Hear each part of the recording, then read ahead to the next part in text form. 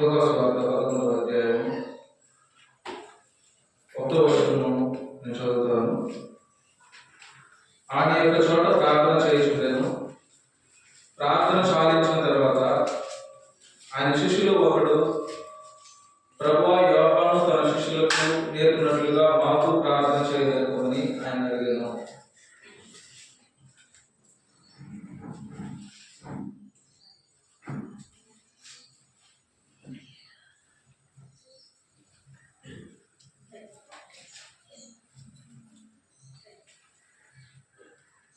లూకాసు వార్తలో 11వ అధ్యాయంలో చెప్పబడినటువంటి మాటలు ఏంటంటే, ఆయన ఒక చోట ప్రార్థన చేయుచుండెను. ప్రార్థన సాధించిన తర్వాత ఆయన శిష్యులలో ఒకడు, ప్రభువా, యోహాను తన శిష్యులకు నేర్పినట్లుగా మాకును ప్రార్థన చేయలేదు అని ఆయన అడిగాను. ఈ యొక్క దినాన మనం ప్రార్థన ఎలా మనం చేయాలో దాన్ని నేర్చుకోబోతూ ఉన్నాం. ప్రార్థన మనం ఎలా చేయాలి? చాలా మంది ఎలా చేయాలో, ఎలా ప్రారంభించాలో తెలియనటువంటి వారు ఉంటున్నారు. కాబట్టి ప్రార్థించుట వారికి నేర్పించాల్సినటువంటి అవసరం ఉంది. ఏమని ప్రార్థించాలో, ఎట్లు దేవుని మనం సమీపించాలో మనం తెలుసుకోవాల్సినటువంటి అవసరం ఉంది. మనం ప్రార్థన చేయడానికి మనకి యోగ్యత అనేది లేదు. దీని గురించి యెషయా 44వ అధ్యాయంలో చెప్పబడిన మాట నేను చదువుతాను. యెషయా 44వ అధ్యాయము 6వ వచనంలో, కావున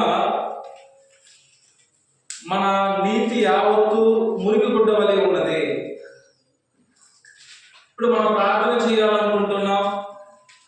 ప్రార్థన ఎలా చేయాలో శిష్యులు క్రీస్తు ప్రభువారిని అడిగినటువంటి వారు అంటున్నారు, ప్రభువా, మాకు ప్రార్థన ఎలా చేయాలో మాకు నేర్పండి.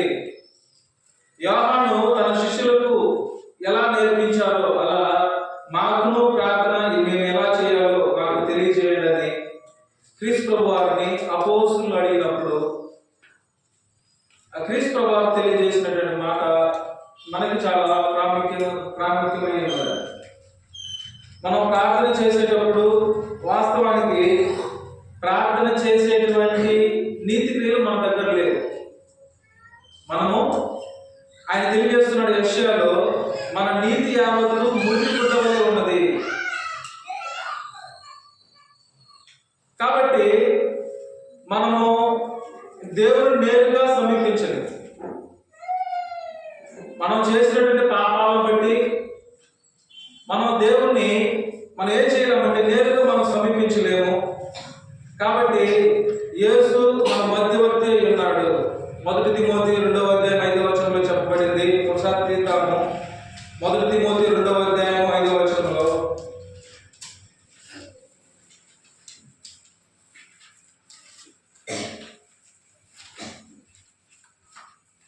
1 తిమోతి 2వ అధ్యాయం 5వ వచనంలో, దేవుడు ఒక్కడే, దేవునికి నరునికి మధ్యవర్తి ఒక్కడే. కాబట్టి మనం దేవుణ్ణి నేరుగా సమీపించలేము. యేసు మన మధ్యవర్తి ఉన్నాడు కనుక క్రీస్తు నామం ద్వారానే మనం దేవునికి ప్రార్థించవలసి ఉన్నది. మనం ప్రార్థన ఎలా చేయాలి అంటే మనం క్రీస్తు నామం బట్టి మనం దేవునికి ప్రార్థించవలసిన అవసరం ఉంది. ఎందుకంటే మన సొంత నీతిని బట్టి మనం దేవుణ్ణి మనం సమీపించలేము. క్రీస్తు యొక్క నీతిని ఆధారం చేసుకుని మనం దేవుని చెంతకు మనం సమీపించాల్సినటువంటి అవసరం ఉంది.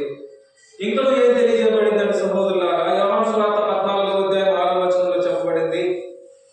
యోహాను సువార్త 14వ అధ్యాయం 6వ వచనంలో, యేసు, నేనే మార్గమును సత్యమును జీవమును, నా ద్వారానే తప్ప ఎవడును తండ్రి యొద్దకు రాడు. ఇక్కడ క్రీస్తు ప్రభు వారు ఏం తెలియజేస్తున్నాడు అంటే, మనం దేవుని సమీపించాలన్నా అక్కడ చెప్పినటువంటి మాట ఏమిటంటే, యేసు నేనే మార్గాన్ని సత్యాన్ని జీవమును, నా ద్వారా తప్ప ఎవడునూ తండ్రి యొద్దకు రాడు. ఇంకా యోహాను సువార్త 14:13 ఏం తెలియజేయబడిందంటే, మీరు నా నామమున దేనిని అడుగుదురో తండ్రి కుమారుని యందు మహిమపరచబడుటకై దాన్ని చేతును.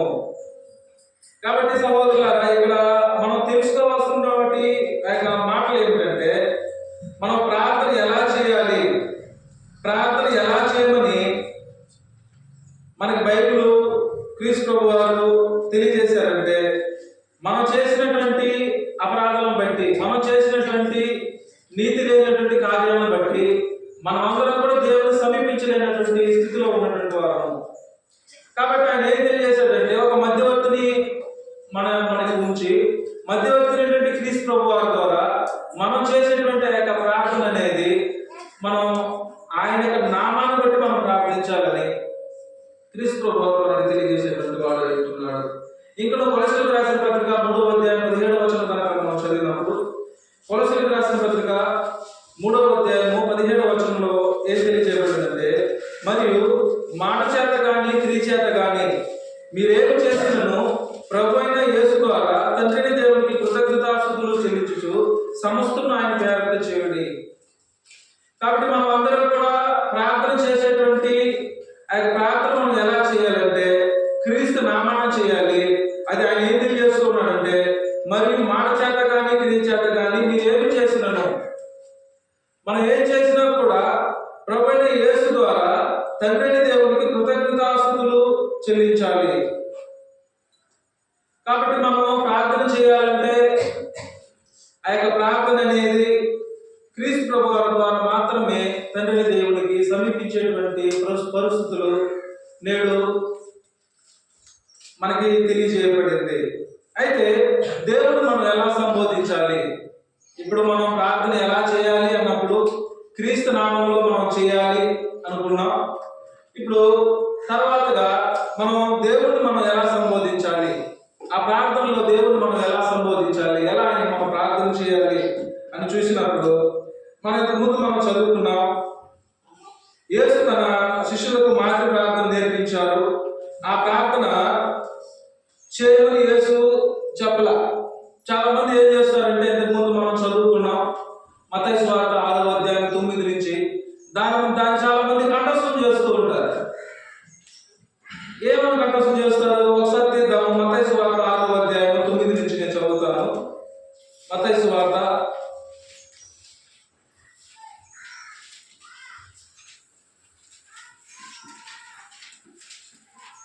6:9 నుంచి, కాబట్టి మీరు ప్రార్థన చేయండి, పరలోకమందున మా తండ్రి, నీ నామము పరిశుద్ధపరచబడుగాక, నీ రాజ్యం వచ్చుగాక, మీ చిత్తము పరలోకమందు నెరవేర్చబడినట్లు భూమి యందు నెరవేర్చునుగాక. మా అనుదిన ఆహారం నేడు మాకు దయచేయము, మా రుణస్థులను మేము క్షమించిన ప్రకారము మా రుణములను క్షమించుము, మమ్మల్ని శోధనలోకి తేక దుష్టు నుండి మమ్మల్ని తప్పించుము, మనుషుల అపరాధములను మీరు క్షమించినగా. ఇక్కడ ఇలా తెలియజేస్తూ ఉన్నాడు. దీన్ని చాలా మంది కంఠస్థం చేసి సేమ్ ఇదే రిపీట్ చేస్తూ ఉంటారండి ప్రార్థన ఇదే చేయమని ఆయన తెలియజేశాడు. ఆయన ఏం తెలియజేశాడంటే, మాదిరి అనేది ఇచ్చాడు. ఇలా మనం చేయాలని మాదిరి ఇచ్చాడు. దీన్నే కంఠస్థం చేసి దీనినే మనం ప్రార్థించమని ఆయన తెలియజేయాలి. చాలా మంది ఏం చేస్తుంటారంటే దీన్నే చెప్తూ ఉంటారు. దీంట్లో చాలా చేయబడ్డాయి. అదేమిటంటే, నీ రాజ్యం వచ్చుగాక. ఇంకా రాజ్యం అనేది రాదు, ఆల్రెడీ రాజ్యం అనేది వచ్చేసింది. ఆ యొక్క రాజ్యం అనేది అపోస్తలుల కార్యాలు 2వ అధ్యాయంలో పెంతెకోస్తు దినాన 3000 మందితో ప్రారంభమైంది. అయితే చాలా మంది ఏం చేస్తూ ఉంటారంటే, ఆ యొక్క ప్రార్థన ఎలా చేయాలో తెలియకుండా క్రీస్తు నామంలో చేస్తారు కానీ ఇవన్నీ కంఠస్థం చేసి దీనినే చేసేటువంటి వారు ఉంటారు. కానీ మనకి తెలియజేసేటువంటి మాట ఏమిటంటే, మనం ప్రార్థన చేసేటప్పుడు ఎలా ప్రార్థన చేయాలి, ఆ ప్రార్థన క్రీస్తు నామంలో మనం చేయాలి. దాని తర్వాత ఆయన తెలియజేస్తున్నాడు మనం దేవుడిని ఎలా సంబోధించాలి, ఆ ప్రార్థనలో దేవుడితో మనం ఎలా మాట్లాడాలి. ఆయనకు తెలియజేసినటువంటి మాట ఏమిటంటే, పరలోకమందున మా తండ్రి. ఇప్పుడు తండ్రికి అనేక పేర్లు ఉన్నాయి. తండ్రిని పరలోకమందున మా తండ్రి అనేక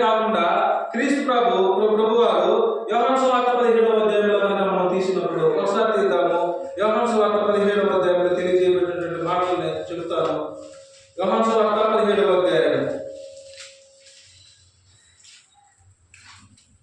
యోహాను సువార్త 17వ అధ్యాయంలో 5వ వచనంలో, తండ్రి, లోకం పుట్టక మునుపు నీ యొద్ద నాకు ఏ మహిమే ఉండెనో. దేవుడికి ఎలా ప్రార్థన చేస్తున్నారు క్రీస్తు ప్రభు వారు? అక్కడ తండ్రి అనేటువంటి పదాన్ని ఉపయోగించాడు. ఇంకనో చూడండి, ఆయన ఏం తెలియజేశాడంటే, ఇదే అధ్యాయంలోనే క్రీస్తు ప్రభు వారు తండ్రిని 3 రకాలుగా ఆయనతో ప్రార్థన చేశాడు. అది ఎలాగంటే, మొదటిది తండ్రి అని తెలియజేశాడు. దాని తర్వాత రెండోది ఒకటి ఉంటుంది, పరిశుద్ధుడైన తండ్రి అని ఉంటుంది. పరిశుద్ధుడైన తండ్రి అని ఇదే అధ్యాయంలో ఉంటుంది. మరి ఇదే అధ్యాయంలో నీతి స్వరూపుడవు తండ్రి అని ఉంటుంది. అంటే మనకి చెప్పనేటువంటి ఆ యొక్క మాటలు ఉన్నాయి కదా, ఆ యొక్క బైబిల్లో క్రీస్తు ప్రభువారు నేర్పినటువంటి ప్రార్థన మాత్రమే చాలా మంది కంఠస్థం చేసి, పరలోకమందున్న మా తండ్రి అనేసి కళ్ళు మూసుకుంటే దాన్ని రిపీట్ చేస్తూ ఉంటారు. అదే ప్రార్థన అనుకుంటూ ఉంటారు. అయితే మనం అందరం ప్రార్థన చేయాలి. ఎందుకంటే మనకందరికి అలాంటి అవకాశం ఇక్కడ లేదు. కానీ ఇక్కడ ఉన్నటువంటి ప్రతి ఒక్కరు కూడా మనకున్నటువంటి ప్రతి సమస్యను ప్రార్థన ద్వారా దేవుడికి మనం తెలియజేయవచ్చు. కాబట్టి ప్రతి ఒక్కరూ ప్రార్థన చేయాలి. ఎలా చేయాలి? ఇప్పుడు క్రీస్తు నామంలో మనం చేయాలి. మరి తండ్రిని ఎలా మనం సంబోధించాలి?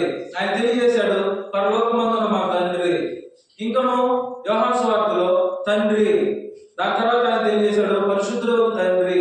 ఇంకను ఆయన ఏం తెలియజేశాడంటే, నీతి స్వరూపుడవు తండ్రి. ఇలా తండ్రిని అనేక విధాలుగా క్రీస్తు ప్రభు వారు సంబోధించినట్లు మనం చూడగలుగుతూ ఉంటాం. అయితే మనం ఎందుకు ప్రార్థన చేయాలి? ఇప్పుడు మనం అందరం ఉంటున్నాము, మనం ఎందుకు అసలు ప్రార్థన చేయాలి? ఆ యొక్క ప్రార్థన ఎందుకు చేయాలని మనకి తెలియచేయబడిందంటే, ఇంతకు ముందు మనం చదువుకున్నటువంటి మత్తయి సువార్త 6వ అధ్యాయము 9 నుంచి 13లో మనకి ఆయన మాదిరికరమైనటువంటి ఒక ప్రార్థన అనేది నేర్పాడు. ఆ దాంట్లో ఏమేమి ఉందంటే, ఆ యొక్క ప్రార్థనలో యొక్క రాజ్యాల గురించి, దాని తర్వాత భూమిపై నెరవేరు దేవుని యొక్క చిత్తాన్ని గురించి తెలియజేయబడి. అంటే మన ప్రార్థనలో చేయవలసింది, మనం ఎందుకు ప్రార్థన చేయాలంటే, భూమిపై నెరవేరు దేవుని యొక్క చిత్తం కొరకు ప్రార్థన చేయాలి, అనుదిన ఆహారం కొరకు ప్రార్థన చేయాలి, క్షమాపణ కొరకు ప్రార్థన చేయాలి, శోధనలో రాకుండా ఉండకు ప్రార్థన చేయాలి, కీడు నుంచి తప్పించబడడానికి ప్రార్థన చేయాలి, దేవునికి ఆయన రాజ్యానికి ఘనత, మహిమ, ప్రభావము రావాలని మనం ప్రార్థించాలి. ఇది అక్కడ తెలియజేయబడి. ఎక్కడ? మత్తయి సువార్త 6వ అధ్యాయము 9 నుంచి 13 వచనాలు ఏమేమి ఉన్నాయంటే మరొకసారి మీకు తెలియజేస్తాను, దయచేసి వినండి. అక్కడ తెలియజేయబడిన మాదిరికరమైనటువంటి ప్రార్థనలో రాజ్యాల గురించి చెప్పబడింది, భూమిపై నెరవేరు దేవుని యొక్క చిత్తాన్ని గురించి చెప్పబడింది, అనుదిన ఆహారం, ప్రతిదినం మనం తినేటువంటి ఆహారం కొరకు మనం ప్రార్థన చేయాలి, మనం క్షమాపణ కొరకు ప్రార్థన చేయాలి, శోధన కొరకు ప్రార్థన చేయాలి, కీడు నుండి తప్పించబడడానికి ప్రార్థన చేయాలి, దాని తర్వాత దేవుని యొక్క రాజ్యానికి ఘనత, ప్రభావం, మహిమ అనేటువంటి అవి ఆయనకి చెల్లించాలని మనం ప్రార్థన చేయాలి. ఇవి మత్తయి సువార్త 6వ అధ్యాయము 9 నుంచి 13 వచనాల్లో చెప్పబడింది. అయితే పౌలు తిమోతికి రాస్తూ ఆయన ఏం తెలియజేశాడంటే, ప్రార్థన గురించినటువంటి కొన్ని విషయాలు ఆయన తెలియజేశాడు. వాటి గురించి కనుక మనం చూసినప్పుడు 1 తిమోతిలో తెలియజేయబడింది. ఒకసారి తీయండి. 1 తిమోతి 2వ అధ్యాయము, 1 తిమోతి 2వ అధ్యాయము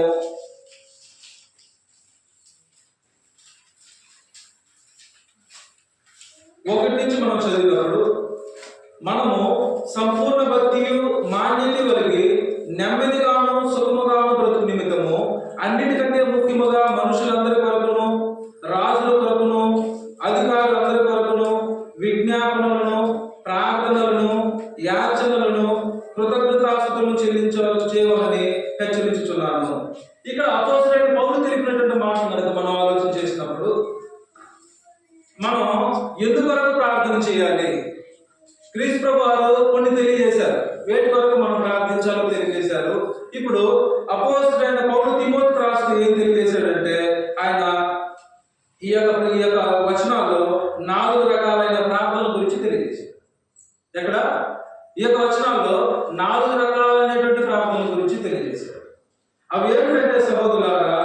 మొట్టమొదటిది ఆయన తెలియజేశాడు యాచనలు.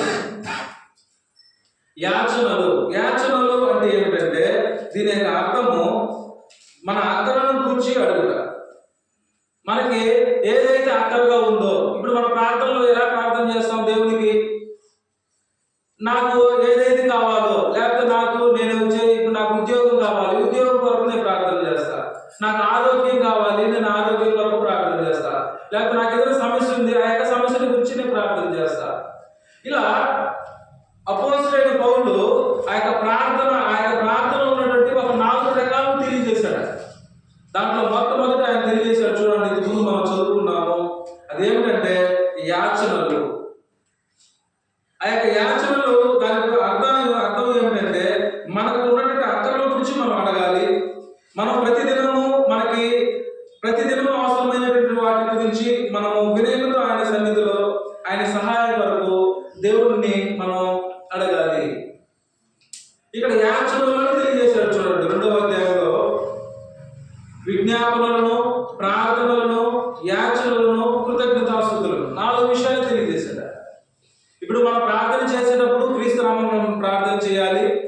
ఆ యొక్క ప్రార్థన తండ్రిని మనం ఎలా సంబోధించాలంటే ఆయన తెలియజేశాడు, పరలోకమందున మా తండ్రి అని తెలియజేశాడు. క్రీస్తు ప్రభువారు నా తండ్రి అన్నాడు, పరిశుద్ధుడు తండ్రి అన్నాడు. తర్వాత ఏం తెలియజేశాడు, ఆయన నీతి స్వరూపుడు తండ్రి. ఇలా క్రీస్తు ప్రభువారు భూమి మీద ఉన్నప్పుడు తండ్రితో ఇలా సంబోధించారు. చాలా మంది ఏం చేస్తారంటే ఈ మాదిరి ఇచ్చినటువంటి ప్రార్థనే కంఠస్థం చేసి మాట్లాడుతూ ఉంటారు, అదే ప్రార్థన చేస్తూ ఉంటారు. కానీ ఆయన మాదిరి ఇచ్చాడు, కానీ దాన్ని చేయమని తెలియజేయలేదు. ఇప్పుడు అపోస్తలుడైన పౌలు ఏం తెలియజేశాడంటే ఆయన ఆ యొక్క ప్రార్థనలో ఒక 4 రకాలు ఉన్నాయి. ఆ యొక్క 4 రకాలు ఏమిటంటే ఇంకా ఆయన డెప్త్గా తెలియజేస్తూ ఒకటి వచ్చి ఆయన తెలియజేశాడు యాచన. ఆ యొక్క యాచన ఏమిటంటే మనం ప్రతిదినం మనకు ఏవైతే మనకు కావాల్సి ఉన్నావో, ప్రతిదినం మనకు ఏమేమి అవసరమై ఉంటుందో వాటి కొరకు మనం ఏం చేయాలంటే దేవుని యొక్క సన్నిధిలో మనం వినయంతో దేవుని యొక్క సహాయం కొరకు దేవుడు మనం అడగాలి, లేదా నిరీక్షించాలి. ఇంకొకటి తెలియజేశాడు ప్రార్థనలు. ఈ యొక్క ప్రార్థన గురించి ఏం తెలియజేయబడిందంటే ఇది సాధారణమైన ప్రార్థనతో పాటు ఇతర ప్రార్థనల గురించి తెలియజేయబడిందని చెప్పబడింది. ఇంకా విజ్ఞాపన అంటే ఏంటంటే ఇతరుల పక్షముగా ప్రార్థించుట. విజ్ఞాపన అంటే ఏంటి? ఇతరుల పక్షంగా ప్రార్థన చేయడం. మీరు చాలా మంది ఏం చేస్తుంటారంటే చివరిలో మా కొరకు ప్రార్థించండి, ఇలా మా కుటుంబం కొరకు ప్రార్థించండి. ఇలా మనం ఏం చేస్తూ ఉంటాం, అనారోగ్యంగా ఉన్నటువంటి వారు, లేకపోతే దేవుని చేత ఆశీర్వదించబడినటువంటి వారు, లేకపోతే సంతోషంలో ఉన్నటువంటి వారు, దుఃఖంలో ఉన్నటువంటి వారు, వీరందరూ కూడా ఏం చేస్తుంటారంటే విజ్ఞాపనలు చేస్తూ ఉంటారు. మా కొరకు ప్రార్థన చేయండి, మా కుటుంబం కొరకు ప్రార్థన చేయండి, మాకున్నటువంటి పరిస్థితుల గురించి ప్రార్థన చేయండి అని మనం తెలియజేస్తూ ఉంటాం. దాని గురించి నేను తెలియజేశానంటే విజ్ఞాపన అంటే ఇక ప్రార్థనలో ఏవేవి ఉండాలో మీకు నేను తెలియజేస్తూ ఉన్నా. ఆ యొక్క ప్రార్థనలో మొదటిది యాక్షన్ అనేది ఉండాలి. అంటే నాకు ఏదైతే అవసరమై ఉంటుందో వాటిని నేను అడగాలి. ప్రతిదినం నాకు ఏదైతే అవసరమో, నా యొక్క ప్రయాణంలో తండ్రి దేవుడు ఎలా కాపాడుతాడో, మళ్ళీ నేను కుటుంబానికి వచ్చి మళ్ళీ నా కుటుంబంతో ఎలా ప్రార్థిస్తానో, ఇవన్నీ కూడా ప్రతిదినం జరిగేటువంటి నీ ఆహారాన్ని బట్టి ప్రతిదీ నువ్వు ప్రార్థన చేయాలి. దాని తర్వాత ఆయన తెలియజేశాడు ప్రార్థన అన్నాడు. ఆ ప్రార్థన గురించి నేను మరొకసారి మీకు తెలియజేస్తాను. మూడవదిగా విజ్ఞాపనలను తెలియజేశాడు. ఈ యొక్క విజ్ఞాపన అనేది ఇతరుల పక్షంగా ప్రార్థించడం. మీ గురించి నేను ప్రార్థించడం, నా గురించి మీరు ప్రార్థించడం. ఏది విజ్ఞాపనలు? అక్కడలో ఉన్నటువంటి వారి కొరకు, ప్రత్యేకమైనటువంటి సమస్యలో బాధపడేటువంటి వారి కొరకు మనం ప్రార్థన చేయాలి. ఇది అపోస్తలుడైన పౌలు తిమోతికి తెలియజేసినటువంటి మాటలు. ఇంకా నాలుగో విధానం ఏంటంటే కృతజ్ఞతాస్తుతులు. ఈ యొక్క కృతజ్ఞతాస్తుతుల గురించి మనం చూసినప్పుడు, మనం ప్రభు వరకు పాల్పొందినప్పుడు, క్రీస్తు ప్రభు వారు మన కొరకు మరణించినటువంటి ఆ యొక్క బలను, ఆ యొక్క రొట్టెను, ఆ యొక్క ద్రాక్షారసాన్ని మనం చూసినప్పుడు మన తండ్రి దేవునికి కృతజ్ఞతాస్తుతులు తెలియజేయాలి. ఎందుకు? అలాంటి ఒక అవకాశాన్ని మనం కలిగజేశాడని. కాబట్టి మనమందరం కూడా ఈ యొక్క ప్రార్థన ఎలా చేయాలి అంటే, ఈ యొక్క ప్రార్థనలో క్రీస్తు ప్రభువారి నామాన మనం ప్రార్థన చేయాలి. మరి క్రీస్తు ప్రభువారి నామాన తండ్రిని దేవుణ్ణి మనం ఎలా సంబోధించాలంటే, పరలోకమందున మా తండ్రి ఇలా తండ్రిని దేవుడు ఉన్నటువంటి ఆ యొక్క పదాలను ఉపయోగించి మనం ప్రార్థన చేయాలి. దీని గురించి క్రీస్తు ప్రభువారు తన శిష్యులకు నేర్పినటువంటి 6వ అధ్యాయంలో మనం చూసినాము. ఆ 6వ అధ్యాయంలో అక్కడ ఏం తెలియజేయబడిందంటే కొన్ని తెలియజేశాడు. ఇప్పుడు అపోస్తలుడైన పౌలు కొన్ని తెలియజేసినటువంటి వాడు అంటున్నాడు. ఇలా మనం ప్రార్థనలో ఏం చేయాలంటే, యాచనలు ఉండాలి, మన ప్రార్థన ఉండాలి, విజ్ఞాపన ఉండాలి, కృతజ్ఞతాస్తుతులు ఉండాలి. మన ప్రార్థనలు ఏముండాలి? యాచన ఉండాలి, దాని తర్వాత ప్రార్థన ఉండాలి, విజ్ఞాపనలు ఉండాలి, కృతజ్ఞతాస్తుతులు ఉండాలి. ఇప్పుడు మనం ప్రార్థన క్రీస్తు నామంలో చేయాలని, తండ్రిని దేవుని పేరుతో మనం సంబోధించాలని, మరి మన ప్రార్థన ఎందువరకు చేయాలో మనం చూసాం. ఇప్పుడు ఈ ప్రార్థనకి కొన్ని కండిషన్స్ అనేది ఉన్నాయి. మనం ప్రార్థన చేసేటప్పుడు కొన్ని విధి విధానాలు ఉన్నాయి. ఇలాగనే ప్రార్థన చేయాలి అని. అది ఏమిటంటే, మొట్టమొదటిది మనం నిజాయితీగా ప్రార్థన చేయాలి. మనం ఎలా ప్రార్థన చేయాలి? నిజాయితీగా ప్రార్థన చేయాలి. ఇప్పుడు ఒకటి నేను చదువుతాను, మత్తయి సువార్త ఒకసారి తీద్దాము. మత్తయి సువార్త 6వ అధ్యాయంలో, మత్తయి సువార్త 6వ అధ్యాయము 5వ వచనం కనుక మనం చదివినప్పుడు, మరియు మీరు ప్రార్థన చేయనప్పుడు వేషధారుల వలె ఉండవద్దు. మనం ప్రార్థన చేసేటప్పుడు ఎలా ఉండాలి? ఇప్పుడు మన ప్రార్థన ఎలా చేయాలి? క్రీస్తు నామంలో చేయాలి, తండ్రి దేవుడికి ప్రార్థన చేయాలి. ఆ ప్రార్థనలో ఏమేమి ఉండాలని మనం చూసామంటే, కొన్నింటిని ఒక 4 మనం చూసాం. ఇప్పుడు నువ్వు ప్రార్థన చేసేటప్పుడు కొన్ని షరతులు అనేది నీకు ఇవ్వబడింది. నువ్వు ప్రార్థన ఇలా చేస్తేనే అది అంగీకరించబడుతుంది. నువ్వు ఎలా చేయాలి? ఆయన ఏం తెలియజేశాడంటే, మత్తయి సువార్త 6వ అధ్యాయం 5వ వచనంలో, మీరు ప్రార్థన చేయనప్పుడు వేషధారుల వలె ఉండవద్దు. వేషధారులు అనేటువంటి వారు ఎలా ఉంటారు? వేషధారులు అనేటువంటి మాట క్రీస్తు ప్రభువారు ఎవరితో పోల్చాడు? ఆయన తెలియజేస్తున్నాడు, సహోదరులారా, మనుషులకు కనబడవాలని సమాజ మందిరంలోనూ వీధులలో మూలలలో నిలిచి ప్రార్థన చేయడం వారికి ఇష్టము. ఈ యొక్క వేషధారుల గురించి తెలియజేయబడినటువంటి మాట గురించి అంటే మనం చూసినప్పుడు, మీరు ఈ యొక్క వేషధారులు ఎలాంటి వారు అవుతున్నారంటే, మనుషులకు కనబడవాలని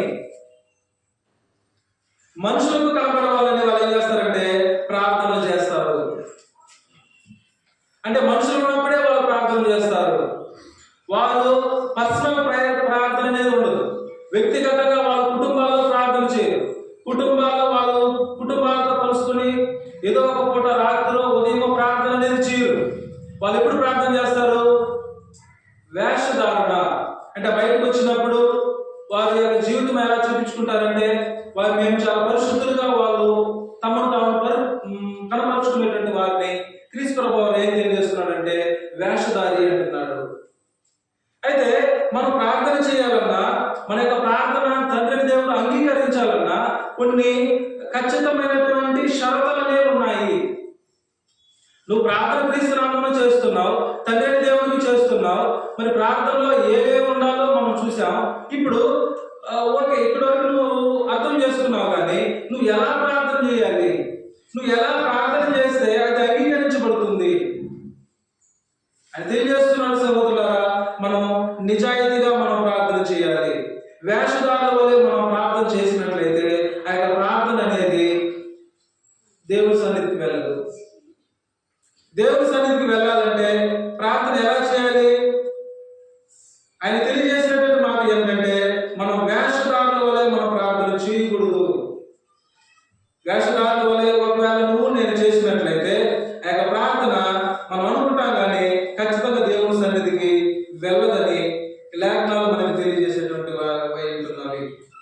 ఉదాహరణకి మనం చూసినప్పుడు లూకాసు వార్త 18వ అధ్యాయము ఒకసారి మనం తీసినప్పుడు, లూకాసు వార్త 18వ అధ్యాయము 20 మనుషుల గురించి అక్కడ మనం చూస్తాం. వారి యొక్క ప్రార్థన అనేది ఎలా ఉంటుందో కూడా మనం చూస్తాం. మత్తయి సువార్త 18వ అధ్యాయము 10-14 నేను చదువుతాను. ప్రార్థన చేయుటకై ఇద్దరు మనుషులు దేవాలయంలోకి వెళ్ళిరి. వారిలో ఒకడు పరిసయుడు, ఒకడు సుందరి. ఇప్పుడు వేషధారి ఎలా ఉంటాడు? వేషధారి ప్రార్థన ఎలా ఉంటుంది? మత్తయి సువార్త 6వ అధ్యాయంలో చెప్పబడింది మనకి. ఎలా ఉంటారంటే వారు చేసేటువంటి ప్రార్థన అవన్నీ కూడా మనుషులకు కనబడాలని. మనుషులు ఎదుట ఒకవేళ నేను ప్రార్థన చేసి నా యొక్క వ్యక్తిగత జీవితంలో నేను ఒక పాపం చేస్తూ ఉన్నాను అనుకోండి, ఒక సరైన జీవితం నా జీవితం లేదనుకోండి, నా యొక్క ప్రార్థన అనేది వెళ్ళదు. ఒకవేళ నేను అలా ప్రార్థిస్తే మిమ్మల్ని అందరూ నేను మోసం చేసినటువంటి వాడిని అవుతాను. అది వేషధారంతో కూడినటువంటి ప్రార్థన. అంటే నేను ఎక్కడొక్కడ ధరిస్తాను, బయట వెళ్ళిన తర్వాత మళ్ళీ దాన్ని తీసేస్తాను. అది వేషధారణ. ఇప్పుడు ఇలాంటి ప్రార్థన చేసినటువంటి ఇరువురు చూపించాడు. ఆ లూకా సువార్త 18వ అధ్యాయంలో 10వ వచనంలో తెలియజేశాడు, ప్రార్థన చేయుటకై ఇద్దరు మనుషులు దేవాలయంలోకి వెళ్ళిరి.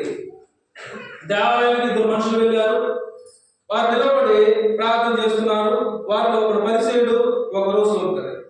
ఆ యొక్క పరిసయుడు నిలబడి ఏం చెప్తున్నాడు చూడండి సహోదరులారా. దేవా, నేను చోరులను, అన్యాయస్తులను, వ్యభిచారులైన ఇతర మనుషుల వలనైనను ఈ సుందరి వలనైనను ఉండనందుకు నీకు కృతజ్ఞతాస్తుతులు చెల్లించున్నాను అని ఏం తెలియజేస్తున్నాడు అంటే సహోదరులారా, నేను చోరులను, అన్యాయస్తులను, వ్యభిచారులను ఇతర మనుషుల వలనైనను ఈ సుందరి వలనైనను ఉండనందుకు నేను ఎంత నీతిమంతుడినో ఒకసారి చూడండి. ఎవరి దగ్గర? దేవుడి సన్నిధిలో ఆయన ఏం చేస్తున్నాడు? చాలా నీతిమంతుడుగా ప్రార్థన చేస్తూ ఉన్నాడు. నేను ఇలా లేను, అలా లేను, చివరికి ఈ సుందర వల్ల కూడా నేను లేను, దాన్ని బట్టి మీ కృతజ్ఞతాస్తుతులు చెల్లించున్నాను. ఆయన గురించి ఇక్కడ ఏం తెలియజేస్తున్నాడు చూడండి సహోదరులారా. వారమునకు 2 మార్లు ఉపవాసం చేయొచ్చు, నా సంపాదన అంతటిలో 10వ భాగము చెల్లించుచున్నానని తనలో తాను ప్రార్థించుచుండెను.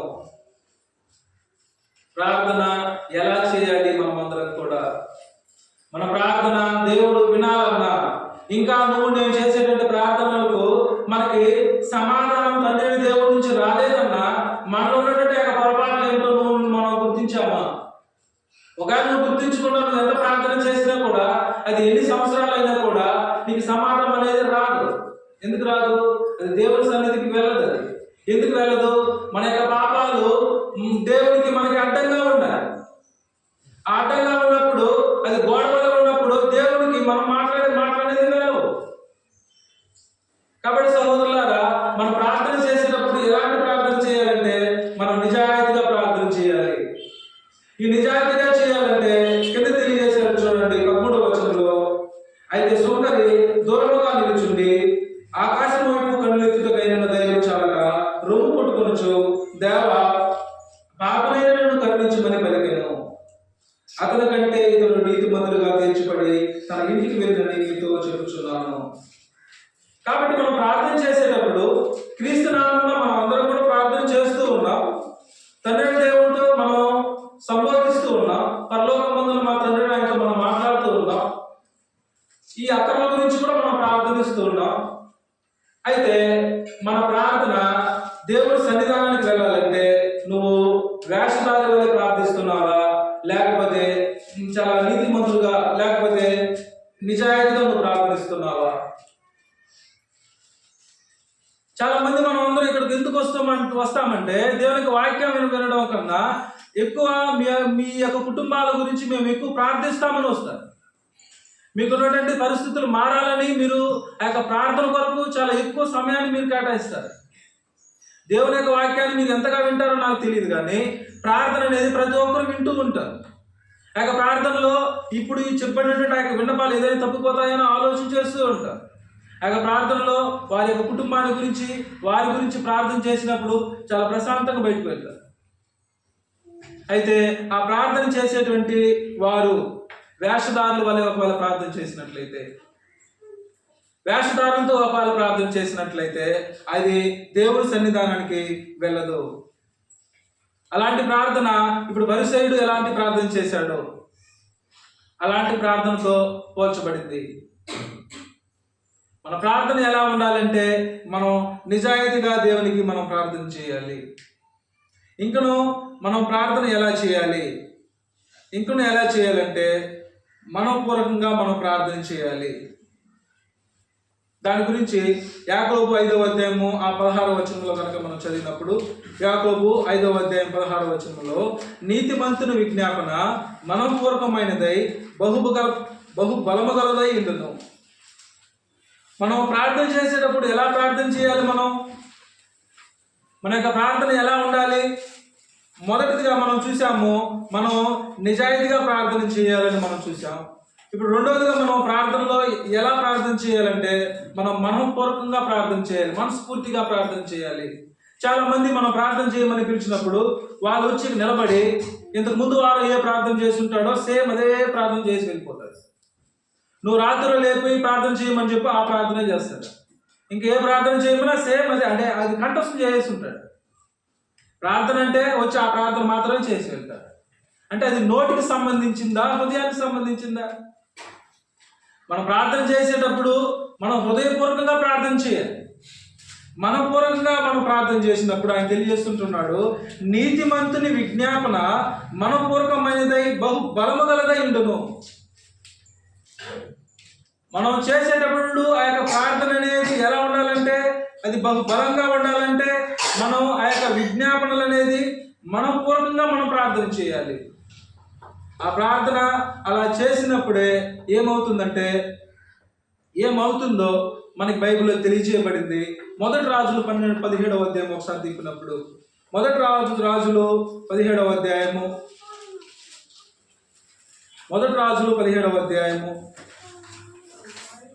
1వ వచనంలో, అంతటా గిలాదు కాపురస్తుల సంబంధియును తిర్చీయుడైన ఏలియా ఆహాబు నొద్దకు వచ్చి, ఎవని సన్నిధిని నేను నిలవబడి ఉన్నానో ఇశ్రాయేలు దేవుడైన యెహోవా జీవముతోడు నా మాట ప్రకారము కాగా ఈ సంవత్సరంలో మంచైనను వర్షమైనను పడదని ప్రకటించెను. మనపూర్వకంగా ప్రార్థన చేసినప్పుడు ఆ యొక్క ప్రార్థనకు ఉన్నటువంటి ఆ యొక్క శక్తిని గురించి ఆయన మాట్లాడుతూ ఉన్నాడు. సహోదరులారా, ఏలియా ప్రార్థన చేసినప్పుడు అక్కడ ఏమైందంటే ఒక 3.5 సంవత్సరంలో వర్షం అనేది రాదు. ప్రార్థనకు ఉన్నటువంటి బలం అలాంటిది. ఆ యొక్క ప్రార్థన ఎలా చేయాలి నువ్వు? ఆ ప్రార్థన ఆయన తెలియజేస్తుంటాడు. నీతిమంతుని యొక్క విజ్ఞాపన, ఆ యొక్క విజ్ఞాపన అనేది అది మనఃపూర్వకమైనది అయితే మరి ఎంత బలంగా ఉంటుందంటే 3.5 సంవత్సరాలు ఏంగా రాలా? వర్షం అనేది రాలేదు. ఎక్కడ రాలేదు? ఒక ప్రాంతంలో ఒక వర్షం అనేది రాలేదు. కాబట్టి సహోదరులారా, మనం అందరం ప్రార్థన చేసేటువంటి పరిస్థితులు ఉన్నాయి. ఆ యొక్క ప్రార్థన చేసేటువంటి పరిస్థితుల్లో మనం ఎంత నిజాయితీగా ప్రార్థన చేస్తూ ఉన్నాం, లేకపోతే ఆ యొక్క ప్రార్థనలో అది కంఠస్థం చేసినటువంటి ప్రార్థన, లేకపోతే మనఃపూర్వకంగా చేసేటువంటి ప్రార్థన. నువ్వు ప్రార్థన ఎంతసేపు చేస్తూ ఉన్నావు? 5 నిమిషాల, 10 నిమిషాల, 15 నిమిషాల, ఎన్ని నిమిషాలు చేస్తూ ఉన్నావు? ఒక దినాన నువ్వు ఎన్నిసార్లు దేవునికి నువ్వు ప్రార్థన చేస్తూ ఉన్నావు? నువ్వు లేచినప్పుడు ప్రార్థన చేస్తున్నావా? నీ ప్రయాణంలో ప్రార్థన చేస్తున్నావా? ఇంటికి వచ్చిన తర్వాత ప్రార్థన చేస్తున్నావా? భోజనం చేసేటప్పుడు ప్రార్థన చేస్తున్నావా? ఎప్పుడు మనం ప్రార్థన చేస్తాం? ఒక ఆదివారం దినాన ప్రార్థన చేస్తాం. అది మనకు సమస్యలు ఉంటే సహోదరులకు చెప్పి ప్రార్థన చేపిస్తాం. అయితే ప్రార్థన చేసేటువంటి అవకాశము తండ్రి దేవుడు ప్రతి ఒక్కరికి ఇచ్చాడు. ఇప్పుడు స్త్రీలకు ఇక్కడ మాట్లాడే అర్హత ఇవ్వాల, అయితే ప్రార్థన చేసుకునే అర్హత మీకుందా? ఉంది. మీరు ఎలా ప్రార్థన చేయాలి?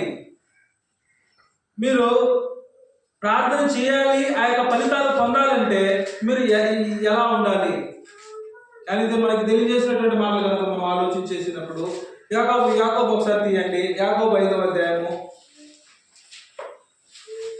16 నుంచి 18 వచనాలలో, మీ పాపములను ఒకరితో ఒకరు చదువుకునండి. మీరు స్వస్థత పొందినట్లు ఒకరి కొరకు ఒకరు ప్రార్థన చేయండి. నీతిమంతుని విజ్ఞాపన మనఃపూర్వకమైనదై బహుగా బలము కలుగును. ఏలియా మన వంటి స్వభావం గల మనుషుడే. ఏలియా ఎలాంటి వాడు? ఏలియా కూడా మనలాంటి మనుషుడే. అయితే వర్షింపకుండానట్లు అతడు ఆసక్తితో ప్రార్థన చేయగా 3.5 సంవత్సరాల వరకు భూమి మీద వర్షింపలేదు. 3.5 సంవత్సరాలు ఏమైంది? వర్షం అనేదే రాలేదు. ఎలా ప్రార్థన చేస్తే? ఏలియా గురించి దినాన తండ్రి దేవుడు ఇక్కడ మనకి లేఖనాల ద్వారా తెలియజేశాడంటే ఆ ఏలియా యొక్క ప్రార్థన ఎంత బలమైందో చూడండి. ప్రకృతినే మార్చింది అది. ప్రకృతి తన ధర్మాన్ని విడిచింది. ప్రకృతిలో తండ్రి దేవుడు పెట్టినటువంటి ఆ యొక్క ఋతువులను మారింది, మారిపోయింది. ఆ యొక్క ప్రార్థనకు ఉన్నటువంటి యొక్క బలం అలాంటిది. మనం ప్రార్థన చేసేటప్పుడు ఎలా ప్రార్థన చేయాలంటే మనం మనఃపూర్వకంగా మనం ప్రార్థన చేయాలి. 18 రోజుల్లో తెలియజేయబడింది. అతడు మరలా ప్రార్థన చేయగా ఆకాశము వర్షం ఇచ్చాను, భూమి తన ఫలం ఇచ్చాను. ఇక తెలియజేసినటువంటి మాట ఏమిటంటే సహోదరులారా, మనం అందరం కూడా ప్రార్థన చేస్తూ ఉన్నాం. అయితే ఆ ప్రార్థనకి జవాబు మనకు రాలేదంటే మనలో ఏం లేదు, మనం ఎలా ప్రార్థించడం లేదు. ఏదో నాలుగుతో ప్రార్థన చేస్తే దానికి సమాధానం అనేది రాదు. మనం నిజాయితీగా ప్రార్థన చేయాలి. ఆ ప్రార్థనలో మనఃపూర్వకంగా మనం దేవుని ప్రార్థించాలి. ఇక్కడ ఏం తెలియజేశాడంటే మూడవదిగా ఆయన చిత్తానుసారంగా మనం ప్రార్థన చేయాలి. మనం ప్రార్థన చేసేటప్పుడు దేవుడి చిత్తానుసారంగా మనం ప్రార్థన చేయాలి. మనకున్నటువంటి ఆశలన్నీ మనం ప్రార్థన చేస్తే దేవుడు మనకి చేస్తాడా? ఆయన తెలియజేసినట్టు మాట ఏమిటంటే 1 యోహాను 5:14 చెప్పబడింది. 1 యోహాను 5:14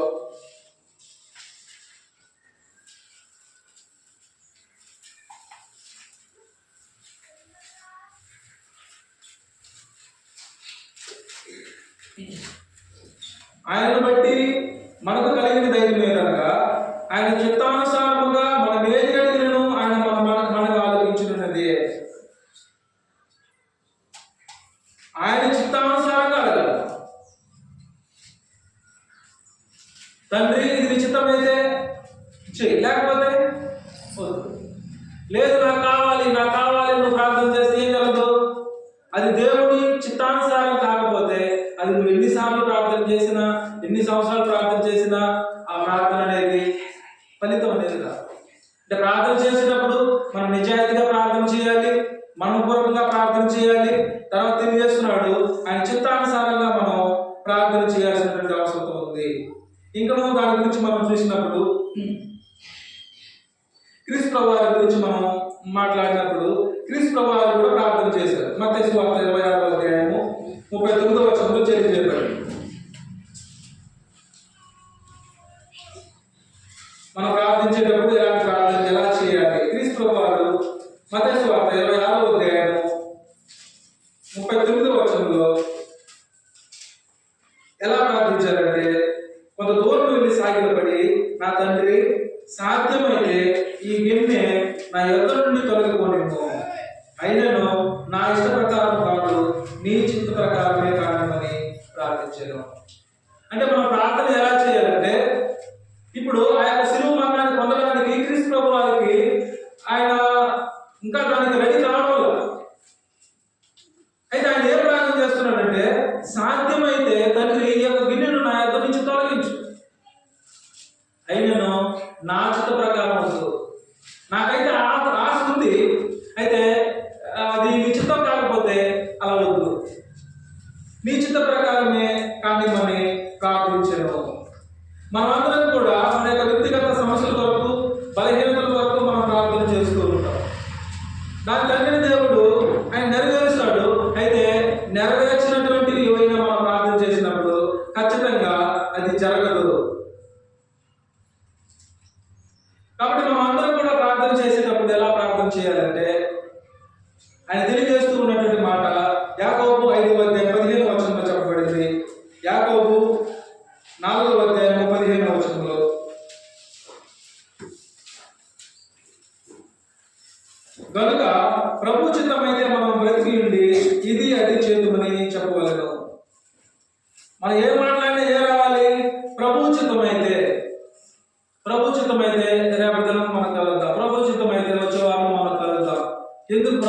అయితే ఒకవేళ నువ్వు రేపు నేను వస్తానని చెప్పావు, ఈరోజు నువ్వు ఒకవేళ యాక్సిడెంట్ అయింది పోయావు. కాబట్టి రేపటి దినం నీకు రావాలన్నది ప్రభు చిత్తము. కాబట్టి సహోదరులారా, మనం ప్రార్థన చేసేటప్పుడు మన యొక్క ప్రార్థన ఎలా ఉండాలంటే ఇంతకుముందు తెలియజేసినట్టుగా మనం నిజాయితీగా మనం ప్రార్థన చేయాలి, మనపూర్వకంగా మనం ప్రార్థన చేయాలి, ఆయన చిత్తానుసారంగా మనం ప్రార్థన చేయాలి. ఇవన్నీ కూడా క్రీస్తు నామాన్ని అడగాలి. ఇవన్నీ కూడా క్రీస్తు నామంలో మనం అడగాలి. అడిగిన తర్వాత ఇవన్నీ కూడా విశ్వాసంతో కూడినదై ఉండాలి. మనం అడిగేది విశ్వాసంతో అడగాలి.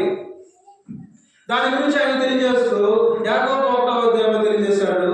యాకోబు 1వ అధ్యాయము 6వ వచనం నుంచి నేను చదువుతాను. అయితే అతడు ఏమాత్రము సందేహింపక విశ్వాసంతో అడగలను. నీ ప్రార్థనలు ఏముండాలి? విశ్వాసంతో అడగాలి. విశ్వాసంతో ఇది అడగాలి. నువ్వు సందేహించకూడదు. కాబట్టి ప్రార్థన గురించి మనకు ఉన్నటువంటి అవగాహన ఏంటి? ప్రార్థన మనం ఎలా చేస్తూ ఉన్నాం? ఆ యొక్క ప్రార్థన ఎలా చేయాలని తండ్రిని దేవుడు కోరారు. క్రీస్తు నామంలో ప్రార్థిస్తున్నాం తండ్రిని దేవునికి, ఆయన పేరుతో ప్రార్థిస్తూ ఉన్నాం. అయితే ఆ ప్రార్థనలో ఇవన్నీ లేకపోతే ఆయన ప్రార్థనలు ఎక్కడికి వెళ్ళవు? పరలోక రాజ్యానికి వెళ్ళవు, ఆయన సన్నిధానానికి వెళ్ళదు. ఇంకను ఆయన ఏం తెలియజేస్తున్నాడంటే సహోదరులారా, మనం విశ్వాసంతో అడగాలి. అయితే అతను ఏమాత్రము సందేహించక విశ్వాసంతో అడగవలను. సందేహించువాడు గాలి చేత రేపబడి ఎగురుబడు, సముద్ర తరంగమును పోలిండు. చాలా మంది మనం ప్రార్థన చేసి ఇది అవుతుందో కాదో, అయితే ఒక రాయేద్దాం, ఎందుకు అవుతుంది లేకపోతే లేదు. మన ప్రార్థనలు ఎలా ఉంటాయి? నిజంగా ఇది మనం పొందామని మనం ప్రార్థన చేస్తూ ఉంటాము. ఆ ప్రార్థన ఎలా చేయాలని మనకు లేఖనాలు తెలియజేశాడంటే మనం సందేహించకూడదు. సందేహించకుండా అది నేను పొందాను అని నువ్వేం చేయాలంటే నువ్వు ప్రార్థన చేయాలి. అది ఎలాంటిదైనా, ఈ భూమిని ఆకాశాన్ని సృష్టించినటువంటి తండ్రి అది నువ్వు చేయగలడని నువ్వు నమ్మితే, విశ్వాసిస్తే, అది ఆయన చిత్తానుసారమైనదైతే నువ్వు మనపూర్వకంగా ప్రార్థన చేస్తే ఖచ్చితంగా అది ఏం జరుగుతుందంటే అది జరుగుతుంది. అది ఆ యొక్క విశ్వాసం నీకు లేకుండా ఒకవేళ నువ్వు ఇక సముద్రంలో ఉన్నటువంటి అలలో ఎలా ఎగిరి పడుతూ ఉంటుందో అలాగా స్థిరమైనటువంటి విశ్వాసం లేకుండా నువ్వు ఏదో పడుతూ లేస్తూ ఉన్నావు అనుకోండి, అది వెళ్ళదు అని మనకి ఆయన ఖచ్చితంగా తెలియజేసేటువంటి వారు అంటున్నాడు. మత్తయి సువార్త 21వ అధ్యాయంలో కూడా తెలియజేయబడింది. మత్తయి సువార్త 21వ అధ్యాయము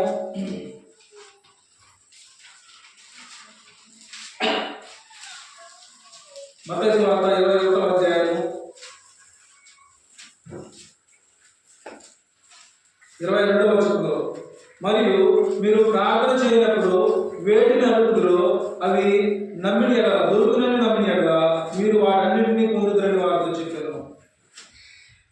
ప్రార్థన చేసేటప్పుడు ఆయన తెలియజేసినటువంటి మాట ఏమిటి? మీరు ప్రార్థన చేయనప్పుడు వేటిని అడుగుదురో అవి దొరికినవని నమ్మిన ఎడల మీరు వాటన్నిటిని పొందుతారని వారితో చెప్పారు. కాబట్టి సహోదరులారా, మనం ప్రార్థన చేస్తున్నామా? అసలు నిజంగా ప్రార్థన ఎంతమంది చేస్తున్నామా? ఒకసారి చేతులు ఎత్తండి. మీ పర్సనల్ లైఫ్ లో ఎంతమంది ప్రార్థన చేస్తున్నారు? ఎన్నిసార్లు ప్రార్థన చేస్తున్నారు? దానియేలు ఎన్నిసార్లు చేశాడు ఒక దినానికి? 3 సార్లు ప్రార్థన చేశాడు. దావీదు ఎన్నిసార్లు ప్రార్థన చేశాడు? దేవారాధనలను ధ్యానించాడని తెలియదు. పాత నిబంధన నుంచి మనం చూసినప్పుడు ప్రార్థనకి చాలా విలువ అనేది ఇవ్వబడింది. మన వ్యక్తిగతంగా మనం ప్రార్థన చేయాలి. వ్యక్తిగతంగా నీకున్నటువంటి ప్రతి సమస్యను తండ్రిని దేవుని ఎడల ఉంచాలి. అయితే నువ్వు ప్రార్థన చేసేటప్పుడు ఎలా ప్రార్థన చేయాలి, ఎలా ప్రార్థన చేయకూడదో మనకి లేఖనాలు తెలియజేసాయి. అయితే సహోదరులారా, మనం ఇప్పటివరకు మనం ఏం చూసామంటే మన క్రీస్తు నామమున ప్రార్థించాలని, తండ్రి దేవుడికి ప్రార్థించాలని. మనం ఎందుకు ప్రార్థన చేయాలంటే యాచనల కొరకు, ప్రార్థనల కొరకు, విజ్ఞాపనల కొరకు,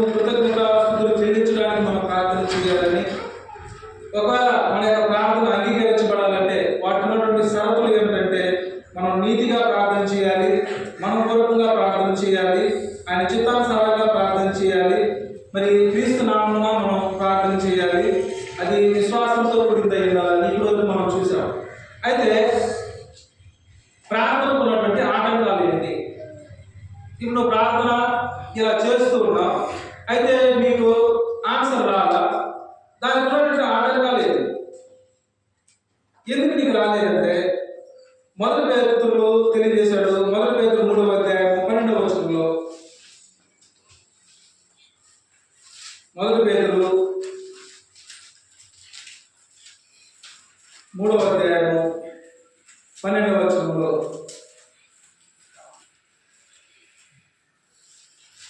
ప్రభు కన్నులు నీతిమంతుల మీదను ఆయన చెవులు వారి ప్రార్థన వైపు ఉండవు, కానీ ప్రభు ముఖము కీడు చేయ వారికి విరోధముగా ఉంది. ఒకవేళ మన ప్రార్థన మనం ఇప్పుడు ఎలా చేయాలో ఇప్పటివరకు మనం చూసాం. అయితే నువ్వు ప్రార్థన చేసినా కూడా ఆటంకంగా ఏదైనా ఉందంటే ఆ ఆటంకాలు ఏంటని బైబిల్ మనకు తెలియజేసిందంటే, మొట్టమొదటిది పాపము. మనలో పాపమోకాలు ఉన్నప్పుడు ఆ యొక్క పాపాన్ని బట్టి మన ప్రార్థన దేవుని సన్నిధానానికి వెళ్ళదు. ఇదే 12వ అధ్యాయంలో చెప్పబడింది. ప్రభు కన్నులు ఎవరిపైన ఉంది? నీతిమంతుల మీదను ఆయన చెవులు వారి ప్రార్థన వైపును ఉన్నవి. ఇప్పుడు నేను ప్రార్థన చేస్తూ ఉన్నా, అయితే నాలో పాపం ఉందనుకో. ఆ పాపం ఉన్నప్పుడు నేను ప్రార్థన వారు చేసినప్పుడు కూడా అది ఎక్కడికి వెళ్తుంది? దేవుడి సన్నిధానానికి వెళ్ళదు. దేవుడి యొక్క ప్రార్థన, దేవుడు ఎవరు ప్రార్థన వింటారైనా ఆయన చెవులు ఎవరు ప్రార్థన కొరకు ఉంటుంది అని తెలియజేయబడిందంటే, ప్రభు కన్నులు నీతిమంతుల మీదను ఆయన చెవులు వారి ప్రార్థన వైపున ఉన్నావు, కానీ ప్రభు ముఖము కీడు చేయ వారికి విరోధముగా ఉన్నది.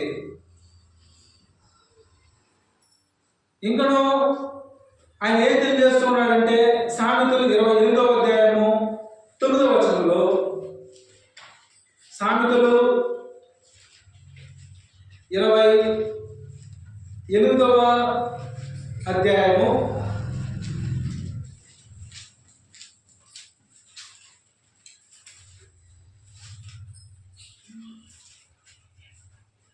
9వ వచనంలో, ధర్మశాస్త్రము వినబడకుండా చెవిని తొలగించుకుని వారి ప్రార్థన హేయము. ఇక్కడ ఇశ్రాయేలీయులు ఎలా ఉన్నారంటే, ధర్మశాస్త్రాన్ని వినకుండా వాళ్ళ యొక్క చెవులు ఏం చేస్తున్నారంటే తొలగించుకుంటున్నారు. ఇప్పుడు దేవుని యొక్క వాక్యాన్ని మనం ఎవరు వినడం వల్ల, ఇక్కడ వచ్చినటువంటి వారందరూ కూడా దేవుని యొక్క వాక్యాన్ని సరిగ్గా వినడం వల్ల, ఒకవేళ మీరు ప్రార్థన చేస్తే ఏమవుతుంది? అది హేయము. ధర్మశాస్త్రం వినకుండా ఒకవేళ నువ్వు ప్రార్థన చేస్తే పాత నిబంధనలో అది హేయమని తెలియజేయబడింది. ఇప్పుడు ఏం తెలియజేస్తున్నాడంటే, ఒకవేళ మనం వచ్చి దేవుని యొక్క వాక్యాన్ని వినకుండా ప్రార్థన ఎలా చేయాలో తెలియకుండా నీ వాటిని ప్రార్థన చేసామనుకోండి, అది పాపము, అది హేయము అని మనకి లేఖనాలు తెలియజేసినటువంటి ఉన్నాయి. ఇక్కడ ఆయన ఏం తెలియజేస్తున్నాడంటే, మనం ప్రార్థన చేయాలంటే ఇంతకు ముందు మనం చదువుకున్నట్లు మనం కీడు చేయకూడదు. కీడు నుంచి మనము దూరపరచుకోవాలి. ఒకవేళ నీలో కీడు కనుక, ఒకవేళ పాపం కనుక ఉన్నప్పుడు ఆ యొక్క పాపాన్ని బట్టి నువ్వు చేసేటువంటి కీడును బట్టి ఆ యొక్క ప్రార్థన అనేది దేవుడి సన్నిధానానికి వెళ్ళదు. మొదటి ఆటంకం మనలో ఉన్నటువంటి పాపం, అంటే వ్యక్తిగతంగా నాలో ఉన్నటువంటి పాపము. ఒకవేళ నేను ప్రార్థన చేస్తే అది దేవుడి సన్నిధానానికి వెళ్ళదు. ఇప్పుడు నా ప్రార్థన సన్నిధానానికి వెళ్ళాలంటే నేనేం చేయాలి? నేను చేసినటువంటి ఆ కీడు నుంచి నేను మరలాలి. నేను చేసినటువంటి ఆ పాపం నుంచి నన్ను నేనేం చేయాలి? మార్చుకోవాలి. ఇప్పుడు మనం అందరం కూడా పాపం చేసినటువంటి వారమే. అయితే మనందరి ప్రార్థనలు దేవుడి సన్నిధానానికి వెళ్ళాలంటే మన స్థితి మార్చబడాలి. అంటే ఆ యొక్క మారు మనసు అనేది జరగాలి. మనలో ఉన్నటువంటి ఆ యొక్క పాపాన్ని మనం విడిచిపెట్టి ఇప్పుడు మనం ఆ యొక్క స్థితి నుంచి దేవుడి సన్నిధానానికి, ఇక్కడ నేను ఇలాంటి జీవితాన్ని జీవించాలని నిర్ణయం తీసుకొని క్రీస్తు వారి కొరకు మాత్రం నువ్వు జీవిస్తావు. అప్పుడు నిన్ను దేవుడు ఏమని పిలుస్తాడు? ఆయన నీతిమంతుడుగా, నీతిమంతులుగా తలుస్తాడు. దానికి ఉన్నటువంటి కొన్ని పద్ధతులు ఉన్నాయి. అది మనం బాప్తిసం ద్వారా మన పాపాలను మనం తీసివేసుకోవచ్చు. బాప్తిసం అయిన తర్వాత నువ్వు పాపం చేస్తున్నావు, ఆ యొక్క ప్రార్థన ద్వారా దేవుడు నువ్వు ఆయన్ని నీకు ఆయన ఉన్నటువంటి ఆ యొక్క బాంధవ్యాన్ని నువ్వేం చేయాలి? పశ్చాత్తాపంతో చాలా మంది ఏడ్చారు, హృదయాలు ఏడ్చినటువంటి వారు ఉన్నారు, కుమిలిపోయినటువంటి వారు ఉంటున్నారు. ప్రార్థనలో తండ్రి నేను ఇలాంటి పాపం చేశాను, నన్ను క్షమించినటువంటి ప్రార్థన చేసినటువంటి వారు ఉన్నారు. అది వ్యక్తిగతమైనటువంటి ప్రార్థన. వ్యక్తిగతంగా నేను చేసేటువంటి ప్రార్థన అది దేవుడి సన్నిధానానికి వెళుతుందో లేదో నాకు తెలుసు. ఎందుకంటే నాలో నేను పాపం ఉంచుకుని ఒకవేళ ప్రార్థన చేస్తే ఎక్కడికి వెళ్తుంది? దేవుడి సన్నిధానానికి వెళ్ళదు. అది ఆటంకం ఏమిటి? ఆ యొక్క ఆటంకాన్ని గుర్తించాలి. ఆ యొక్క ఆటంకం ఏమిటంటే పాపము. నాలో పాపాన్ని ఉంచుకొని నేను ఎన్ని సంవత్సరాలు నేను ప్రార్థించినా ఉపయోగం లేదు. కాబట్టి సహోదరులారా, ఇలా ఇశ్రాయేలీయులు ఉన్నారు. ఇశ్రాయేలు ఏం చేశారంటే దేవుడు ధర్మశాస్త్రం మీద తిరుగుపడ్డారు. అలా తిరుగుబడి దేవుడిని ప్రార్థన చేస్తే ఆ ప్రార్థన అనేది అంగీకరించబడదు, అది హేయంగా చెప్పబడదు. మరొక ఏమిటంటే కుటుంబంలో, నా యొక్క కుటుంబంలో నేను ప్రార్థన చేసేది నచ్చలేదు అనుకోండి. ఇప్పుడు నా భార్య ఉంది, నేను కుటుంబంగా ఉన్నా. ఇప్పుడు నా కుటుంబంలో నేను ప్రతిదినం రాత్రిలో కుటుంబ ప్రార్థన పెట్టుకుంటా, నేను ప్రార్థన చేస్తా, పాట పాడతా, దేవునికి వాక్యం చదువుతా, దాని తర్వాత మేము పడుకుంటాం. ఇది నేను చేసేటువంటి దేవుడు నాకు ఇచ్చిన జ్ఞానం బట్టి నేను చేస్తూ ఉన్నాను. ఇప్పుడు ఇలా ఎవరు రాలి? సంఘంలో మనం అందరూ రావాలి. వ్యక్తిగతంగా నేను ప్రార్థన చేస్తా. ఇప్పుడు నేను ప్రార్థన చేసేది వ్యక్తిగతంగా నాలో ఉన్నటువంటి లోపాలు పాపాలు నేను సరి చేసుకోవడానికి నేను ప్రార్థన చేయొచ్చు. ఇప్పుడు నేను ప్రార్థన చేసేటప్పుడు నా భార్యకి నేను చేసేటట్టు పాపం తెలుసు. ఇప్పుడు నా భార్య నాతో పాటు ప్రార్థనలు ఏకీభవిస్తుందా? నా భార్య నాతో పాటు కూర్చుంటుందా? ఆ ప్రార్థనలో ఆమె ఏకీభవిస్తుందా? నీకు ఆటంకంగా ఉన్నటువంటివి నేను తెలియజేస్తూ ఉన్నా. ప్రార్థనలో ఆటంకం ఏంటంటే మొట్టమొదటిది మనలో ఉన్నటువంటి పాపము, రెండోది మన కుటుంబంలో ఒకవేళ సమ్మతి లేకపోతే ప్రార్థన చేయడానికి, కుటుంబంగా మనందరం కలిసి ప్రార్థన చేసేదానికి ఒకరి హృదయాలు ఒకరికి ఒక హద్దుగా ఉండకపోతే, కలిసి లేకపోతే ఆ యొక్క ప్రార్థన కూడా కలదు. మన కుటుంబాల్లో రాత్రిలో ప్రార్థన చేసుకుంటే మనం ఎలా ప్రార్థన చేయాలని లేఖనాలు మనకు తెలియజేసే సహోదరులారా, ఒకసారి తీయండి. మొదటి పేతురు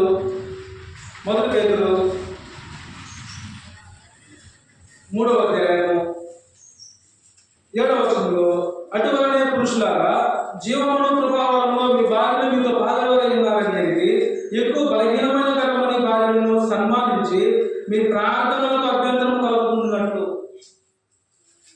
నేను కుటుంబంలో చేసేటువంటి ప్రార్థన అనేది నా భార్య ఆటంకంగా ఉండకూడదు. ఒకవేళ ఆటంకంగా ఉందంటే నీలో ఉన్నటువంటి ఒక పాపం ఉండొచ్చు. నీవులో ఉన్నటువంటి ఒక పాపాన్ని బట్టి నీ భార్య ఆమె తెలిసి నువ్వు చేసేటువంటి పాపం తెలుసు కాబట్టి ప్రార్థనలో ఏకీభవించుకుండవచ్చు. కాబట్టి మనకి ఆటంకంగా ఉన్నటువంటిది ఏమిటంటే మొట్టమొదటి పాపము. మనమందరం కూడా పాపం చేసినటువంటి వారమే. అయితే ఆ పాపం నుంచి మనం అందరం కూడా క్రీస్తు ప్రభువు రక్తం చేత కడగబడినటువంటి వారు. ఆ యొక్క అంధకారమైనటువంటి అధికారం నుంచి మనం క్రీస్తు రాజ్యంలోకి ప్రవేశించినటువంటి వారు. ఈ యొక్క రాజ్యంలో ప్రవేశించిన మనం అందరం కూడా ఎలా ఉండాలి? మన దేవుని సన్నిధానంలో మనకు ఉన్నటువంటి సమస్తాన్ని ఎలా తెలియజేయాలి? ఆ యాచనలు, ప్రార్థనలు, విజ్ఞాపనలు, కృతజ్ఞతాస్తుతులు మనం ఎలా తెలియజేయాలి? మనం నిజాయితీగా మనం జీవించి ప్రార్థన చేయాలి. మనపూర్వకంగా మనం ప్రార్థన చేయాలి. అది దేవుడి చిత్తానుసారంగా మనం చేయాలి. విశ్వాసంతో మనం చేయాలి. క్రీస్తు నామమున చేయాలి. ఇప్పుడు ఇలా మనం చేస్తూ ఉన్నాం. అయితే నీకు నాకు ఉన్నటువంటి ఆటంకం ఏమిటి ప్రార్థనలో? మొట్టమొదటిది మన పాపము. మన హృదయాల పాపాన్ని ఉంచుకొని మన ప్రార్థన చేయకూడదు. ఒకవేళ నువ్వు నోటి ద్వారా చేయొచ్చేమో, ఇక్కడ నిలబడి మేమందరం కూడా నోటి ద్వారా ప్రార్థన చేయొచ్చేమో, ఆ యొక్క ప్రార్థన మీకు వినిపించొచ్చేమో, కానీ దేవుని సన్నిధానానికి వెళ్ళే అవకాశం. ఆ ఆటంకాన్ని మనం తీసేయాలి మొదటగా. రెండోదిగా నీ కుటుంబం. నీ కుటుంబంలో ఇప్పటివరకు నువ్వు ప్రార్థన చేసావా? పురుషుని అడుగుతున్నాడు ఆయన తెలియజేసినటువంటి మాట ఏంటంటే, అటువలే పురుషులారా నీ యొక్క బాధ్యత నీకు తెలుసా? నీ బాధ్యత ఏమిటి? నువ్వు కష్టపడుతూ ఉన్నావు, ఉదయం డ్యూటీకి వెళ్తున్నావు, 8 గంటలే కష్టపడుతూ ఉన్నా, ఇంటికి వస్తున్నా, తినేసి నిద్రపోతున్నా. నీ కుమారునికి ఏం కావాలి ఇస్తున్నావు, నీ భార్యకి ఏం కావాలి ఇస్తున్నావు, ఈ కుటుంబ పోషణ ఎలా చేయాలో, కుటుంబాన్ని ఎలా కట్టుకోవాలో, అంటే భూ సంబంధంగానే నువ్వు ఆలోచన చేసుకున్నావు, కానీ ఆత్మ సంబంధంగా ఏం చేయలేదు. నువ్వు కట్టుకోలేదు. మొదటగా ఈ యొక్క ఆటంకం ఉన్నటువంటి యొక్క పాపాలను తీసివేశావు. అయితే ఆయన తెలియజేసిన మాట ఏంటంటే, పురుషులారా జీవమును కృపావరములో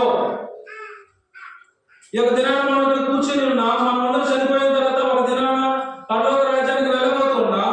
ఆ యొక్క కృప అనేది తండ్రి దేవుని ద్వారా మనందరికీ ఇవ్వబడింది, మన కుటుంబాలకు ఇవ్వబడింది. ఆ యొక్క జీవనం పొందినటువంటి మనమందరూ కూడా ఈ యొక్క స్థితిలో మనం ఉన్నటువంటి వారిని ఆయన ఏం తెలియజేస్తున్నాడంటే, పురుషులారా మీ భార్యలు మీతో పాలుగానే ఉన్నారని ఎరిగి. ఎవరు? నీ భార్య ఈ యొక్క కృపావరంలో నీతో పాలుగానే ఉన్నారని ఎరిగి. వారు మీతో పాలువారు, మీకు శరీరంలో ఐక్యపరచబడినటువంటి వారు, సగభాగంగా చెప్పబడినటువంటి వారు. వారి గురించి నీకున్నటువంటి అక్కర ఏమిటి? సమాధానం కలిగి ఉన్నావా అసలు నువ్వు ఇంట్లో? రాత్రులు మనం నిద్రపోయేటప్పుడు ఎందరు భార్య భర్తలు చాలా ప్రశాంతంగా మనం పడుకొని నిద్రపోతున్నాం. ఇలాంటి పరిస్థితులు క్రీస్తు సంఘాలలో ఉన్నాయా? బయట ప్రపంచం గురించి మనకు అవసరం లేదు, కానీ మనం మన కుటుంబాల్లో భార్య పిల్లలతో నిజంగా మనం ప్రశాంతంగా ప్రార్థన చేసుకొని నిద్రపోతున్నాం. అలాంటి స్థితి మనకి ఎందుకు లేదంటే, మనలో ఉన్నటువంటి పాపము. ఆ యొక్క పాపము నిన్ను నీ భార్యను దూరం చేస్తూ ఉంది. భార్య భర్త ఒకరికొకరు మొహాలను చూసుకోవడం, కాపురం చేస్తున్నారు. ఆ యొక్క 4 గోడల మధ్యలో ఆడతలు అది ఎక్కడ పడుకుంటారో తెలియదు. ఒకరి పైన ఒకరి కింద పడుకోవచ్చు, ఒకరు మాట్లాడుకోవచ్చు, కానీ కాపురం చేస్తున్నారు. అయితే క్రీస్తు సంఘానికి క్రీస్తు ప్రభువు తెలియజేసినటువంటి మాట ఏంటంటే, ఈ జీవమైనటువంటి కృపావరంలో వారు మీతో పాలివారు.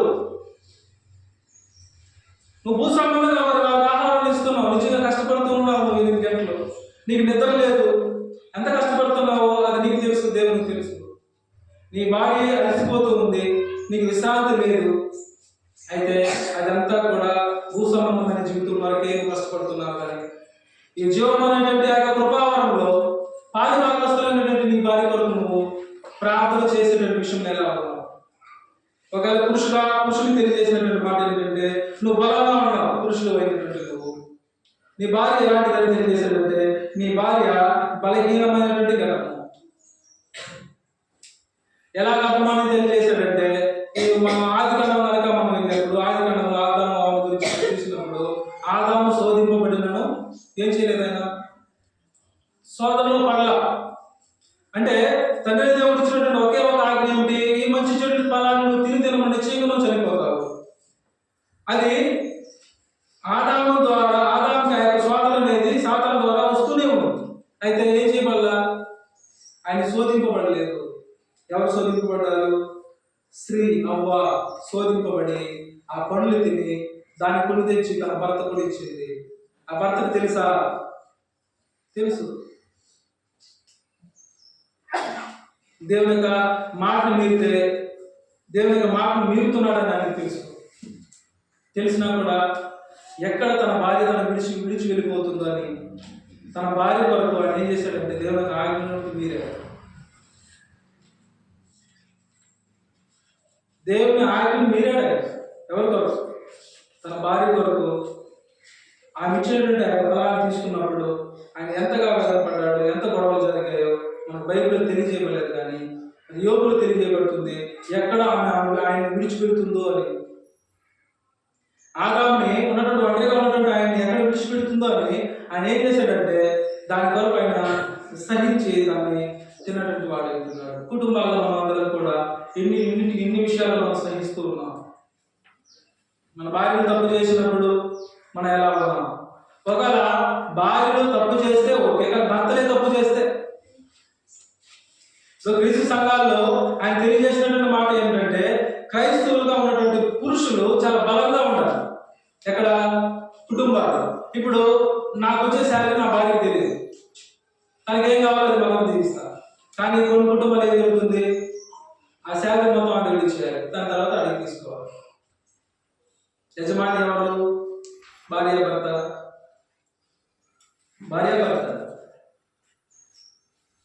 అయితే లోకంలో ఉన్నటువంటి ఆచారం ఎక్కడుంది? క్రీస్తు సంఘాలలో ఉంది. అంటే నీకు తెలియదు, నీకు అంత మెచ్యూర్ లేదు, నేనైతే కరెక్ట్గా చూసుకుంటా. అలాంటి అవకాశం తండ్రి దేవుడు వాళ్ళకి ఇవ్వాల. పురుషుడే యజమాని, పురుషుడే ప్రభు, నీ భర్తే నీ ప్రభు, ఆయనే చేయాలండి అంతే. ఒకసారి నేనేం చేశానంటే నా పర్సనల్ జీవితంలో నా భార్య అడిగినప్పుడు ఏటైం ఇచ్చేసాను, నువ్వే చూసుకోవాలి, ఒక నెల తిరిగి ఇచ్చేసాను నా దగ్గర. పురుషులు ఎంత స్ట్రగుల్ ఉన్నా, ఎంత అప్పులున్నా వాళ్ళు బయట చూపించారు. వాళ్ళు మానసికంగా ఎంత ఇబ్బంది పడుతుంటారో వాళ్ళకి మాత్రం తెలుసు.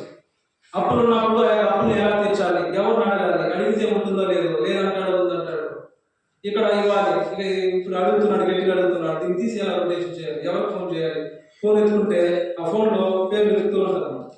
ఎవరు ఫోన్ చేస్తే మనకు అమౌంట్ వస్తుంది. స్త్రీలు అలా ఉండలేదు. వాళ్ళకి వారానికే ఒక నెలకే వాళ్ళు మైండ్ పగిలిపోతుంది. డబ్బులు ఉంటే సంతోషమో కానీ డబ్బులు లేకపోయినా పురుషులు ఉన్నంత బలంగా స్త్రీలు ఉండవు. కాబట్టి ఆయన ఏం చెప్పాడంటే స్త్రీలు బలహీనమైనటువంటి వారు, పురుషులు ఎలా ఉండాలి? బలమైనటువంటి వారుగా ఉండాలి. మీరు బలమైనటువంటి వారు కాబట్టి మీ భార్యలు ఆ యొక్క జీవన కృపావరంలో పాల్గొనాలి కనుక మీరు ఏం చేయాలి? మీరు వాళ్ళు బలహీనమైనటువంటి గమనించి మీ యొక్క ప్రార్థనకు అభ్యంతరం కలగకుండా వారితో ఎలా కాపురం చేయాలి? జ్ఞానంతో కాపురం చేయాలి. అదే తెలియజేయబడింది ఇక్కడ సహోదరులారా. ఒకసారి చదువుతాం 3వ అధ్యాయము 7వ వచనం. అటువలనే పురుషులారా జీవన కృపావరంలో మీ భార్య మీతో పాలుగారే ఉన్నారని ఎరిగి ఎక్కువ బలహీనమైన భార్యను సన్మానించి మీ ప్రార్థనలకు అభ్యంతరం కలుగుతున్నట్లు జ్ఞానం చదువున వారితో కాపురం చేయండి. జ్ఞానంగా వారితో మనం కాపురం చేయాలి. పురుషులు చెప్పబడినటువంటి ఆ జ్ఞానం. స్త్రీలతో ఎలా ఉండాలి? జ్ఞానం కలిగి జీవించాలి. కాబట్టి సహోదరులారా మనకు ఆటంకంగా ఉన్నటువంటిది ఏమిటంటే, మనకు ఆటంకంగా ఉన్నటువంటి మొట్టమొదటిది పాపము, రెండవది మన కుటుంబము. మన కుటుంబంలో మనం ప్రార్థన చేసేటప్పుడు నా తండ్రి, నా తల్లి, నా చెల్లి, నా పిల్లలు అందరూ మోకాలు ప్రార్థన చేస్తున్నారా? ప్రార్థనలో ఉన్నారా? అసలు ప్రార్థన అనేది మనం ప్రారంభించామా? మన కుటుంబాల్లో అసలు ప్రార్థన జరుగుతుందా? అసలు అనేక చేశాడు. ప్రతి దినము నీ అవసరం కొరకు నువ్వు ప్రార్థన చేయాలి. అయితే నువ్వు ఎలా ప్రార్థన చేస్తున్నావు? వారానికి ఒకసారి వచ్చి ప్రార్థన చేసి వెళ్ళిపోతున్నావు. అప్పుడు దేవుడు ఎలా ఇస్తాడు మనకి? ప్రతిదీ మనకు కావాలంటే మనం దేవుడిని ప్రతిదినము మనం ప్రార్థన చేయగలగాలి. కుటుంబాల్లో మనం ప్రార్థన చేయాలి. దాని తర్వాత ఆయన తెలియజేశాడు, ఇతరులతో సమస్య కలిగి ఉందా? నీ ప్రార్థనకి ఆటంకంగా ఉన్నటువంటి వాటి నేను తెలియజేస్తాను. నీ ప్రార్థనకి ఆటంకంగా ఉండేది మొదటిది పాపము, రెండవది నీ కుటుంబంలో ఒకవేళ సమాధానం లేకపోతే, దాని తర్వాత మూడవది ఏం తెలియజేస్తున్నాడంటే ఇతరులతో నీకు సమస్య ఉంది. ఇతరులతో సమస్య అంటే ఏంటి? నీ సహోదరుడికి నీకు గొడవ ఉన్నాయి. నువ్వు ఆయనతో మాట్లాడు, ఆయన నీతో మాట్లాడు. మీరు వాళ్ళ ఇంటికి వెళ్ళరు, వాళ్ళ ఇంటికి రారు. నీ ప్రార్థన వెళ్తుందా అండి? ఆయన ఏం తెలియజేస్తున్నాడంటే సహోదరుల అవసరం ఏంటి? మత్తయి సువార్త 5వ అధ్యాయంలో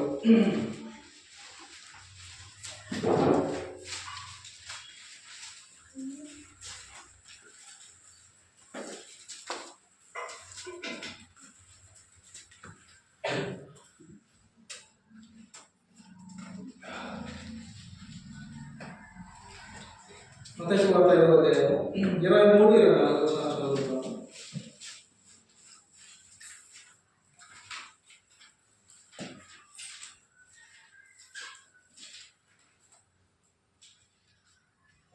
మత్తయి సువార్త 5వ అధ్యాయం 23-24. కావున నీవు బలిపీఠం వద్ద అర్పణను అర్పించుచుండగా నీ మీద నీ సహోదరునికి విరోధమేమైనా కలదని అక్కడ నీకు జ్ఞాపకం వచ్చింది కదా. అక్కడ బలిపీఠం ఎదుటనే నీ అర్పణను విడిచిపెట్టి మొదట వెళ్ళి నీ సహోదరులతో సమాధానపడము, అటు తర్వాత వచ్చి నీ అర్పణ నర్పించుము. ఇక్కడ ఏం తెలియజేయబడింది సహోదరుల? మన ప్రార్థనలో ఆటంకంగా ఉన్నటువంటిది ఏమిటంటే మొట్టమొదటి ప్రార్థన, రెండోది ఏమిటంటే మన యొక్క కుటుంబంలో ఒక సమ్మతి లేకపోవడము, మూడోది ఆయన తెలియజేస్తున్నాడు మనం ఇతరులతో ఉన్నటువంటి సమస్యలు, అంటే మన సహోదరులతో ఉన్నటువంటి సమస్యలు. ఆయన ఏం తెలియజేస్తున్నాడంటే కావున నీవు బలిపీఠం వద్ద అర్పణ అర్పించుచుండగా నీ మీద నీ సహోదరునికి విరోధం ఏదైనా ఒకవేళ ఉన్నట్లని నీకు జ్ఞాపకం వస్తే నువ్వు విడిచిపెట్టి వెళ్ళి నువ్వేం చేయాలి? మొదటగా నీ సహోదరుతో సమాధానం పడాలి. సహోదరుతో మనం సమాధానం పరచబడాలి. అయితే మనం సమాధానం పరచబడుతున్నామా? కుటుంబ ప్రార్థనలు పెట్టుకున్నా మనం ఏం చేయలేకపోతున్నాం? మనం వెళ్ళడం, మన కుటుంబాలు వెళ్ళడం. ఎందుకంటే వాళ్ళకు మాకు గొడవండి కాబట్టి మేము వెళ్ళాలండి. ఓకే, వెళ్ళవు. ఇప్పుడు దీన్ని బట్టి నీకు ఏమవుతుంది? నువ్వు చేసే ప్రార్థన దేవుని సన్నిధికి వెళ్ళవు. ఈ సహోదరునికి నీ మీద ఆటంకం ఉన్నట్లయితే నువ్వేం చేయాలి? నువ్వు సమాధానపడు. ఎందుకు సమాధానపడాలి? క్రైస్తవుడు నువ్వు, వేషధారి కాదు. వేషధారి క్రైస్తవం ఒకవేళ ఉన్నట్లయితే అంతరించిపోతుంది. వేషధారి అయితే నువ్వు వెళ్ళవు. ఆ ప్రార్థన దేవుడి సన్నిధిలోకి వెళ్ళలేదంటే సహోదరులారా, పాపము, కుటుంబంలో ఉన్నటువంటి సమస్య, ఇతరులతో ఉన్నటువంటి సమస్య. ఇక్కడ ఉన్నటువంటి ఎవరితో నాకు గొడవ ఉండకూడదు. ఉన్నా కూడా నేను ఒక సమాధానం పడాలి. వారి ద్వారా నేను ప్రార్థన చేయాలి. క్రైస్తవ జీవితం అంటే ఏదో వచ్చామా, కాళ్ళు వేసామా, పనులు అక్కడికి వెళ్ళిపోతాం అనుకునేటువంటి జీవితం కాదు. ఈ సహోదరులతో నువ్వు సమాధానం పడాలి. ఒకవేళ సహోదరుడితో తప్పున్నా కూడా నువ్వు సమాధానం పరచబడాలి. మనం అలా ఉన్నామా అండి? ఇప్పుడు మీరందరూ ప్రార్థన చేయమంటున్నారు. ప్రార్థన విన్నపాలు ఇస్తారు. సో రాజు ప్రసాద్ వచ్చి ప్రార్థన చేస్తాడు. ఈ విన్నపాలని మీరు ఇచ్చి విన్నపాలను పెంకితాయి అనుకుంటున్నారు. మీరు ఇలాంటి జీవితాలు చేసి కనీసం కుటుంబ ప్రార్థనలు పెట్టినా వాళ్ళకి మాకు గొడవ ఉందని వెళ్ళలేనటువంటి ఆ యొక్క వేషధారణ జీవితాన్ని నువ్వు జీవిస్తే, వేషధారిగా నువ్వు ఉన్నట్లయితే నువ్వు ఎలా పనులకు వెళ్తావు? ఆటంకంగా ఉన్నటువంటి ఆ యొక్క మాటలు ఆయన తెలియజేసేటువంటి వాడు అంటున్నాడు. సహోదరులారా, ఇక్కడ ఆయన ఏం తెలియజేస్తున్నాడంటే మొదటి యోహాను 1వ అధ్యాయం 7వ వచనంలో, మొదటి యోహాను 1వ అధ్యాయం 7వ వచనంలో,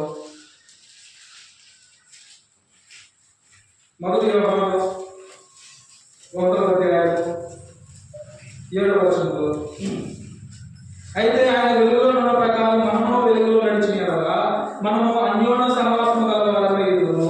అప్పుడు ఆయన కుమారుడిని యేసు రక్తము ప్రతి పాపం నుండి మనకు పోతులుగా చేయను.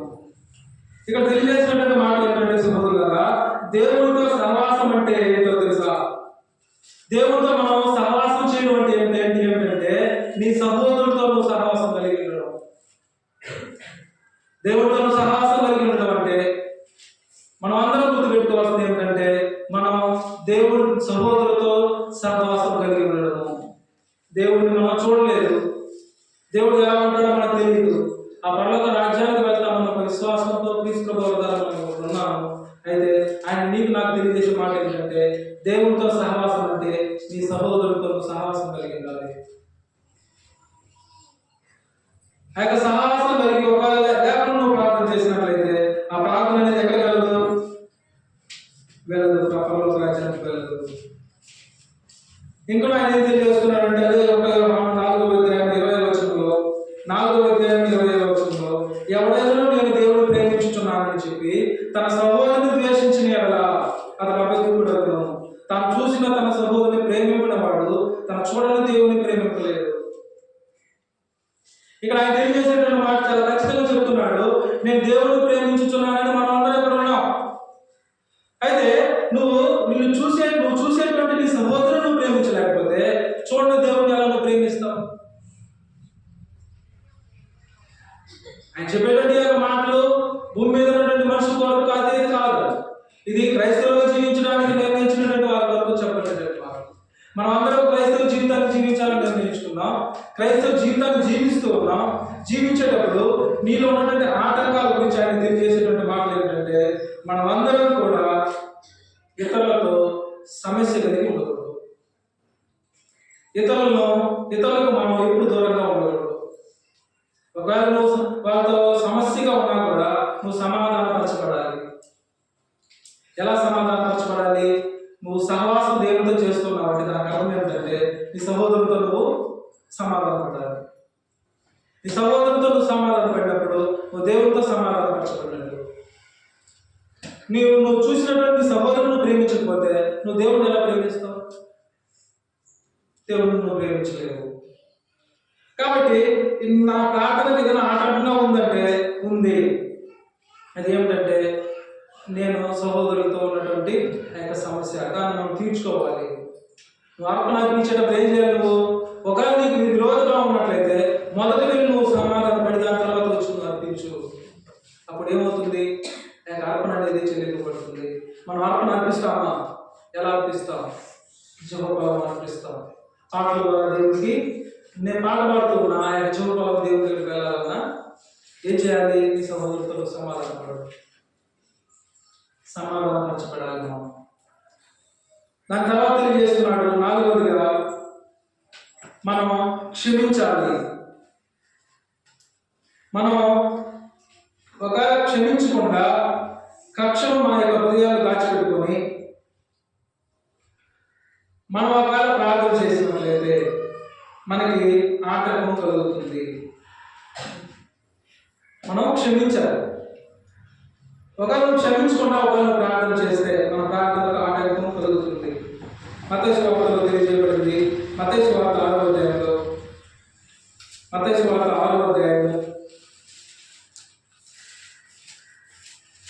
14-15 వచనాల్లో, మనుషుల అపరాధములను మీరు క్షమించినగా మీ పరలోకపు తండ్రి మీ అపరాధములను క్షమించును.